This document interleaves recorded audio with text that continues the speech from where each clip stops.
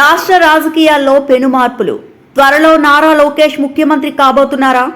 దేశ ఉప ప్రధానమంత్రి రేసులో నారా చంద్రబాబు నాయుడు. మంత్రివర్గ విస్తరణలో మంత్రుల శాఖలో మార్పులు చేర్పులు. కొత్త వారికి కేబినెట్లో చోటు. రాష్ట్రంలో చర్చనీయాంశంగా జోరందుకున్న వైనం. ముఖ్యమంత్రి పదవిని నారా లోకేష్కి ఇవ్వాలని ఎమ్మెల్యేల సూచనలు. ఉప ముఖ్యమంత్రిగా ఉంటూ హోంమంత్రిగా పవన్ కళ్యాణ్కు దక్కే అవకాశం. హాట్ టాపిక్గా మారిన ఉప ప్రధానమంత్రిగా చంద్రబాబు నాయుడు. కూటమి ప్రభుత్వం అడుగులు.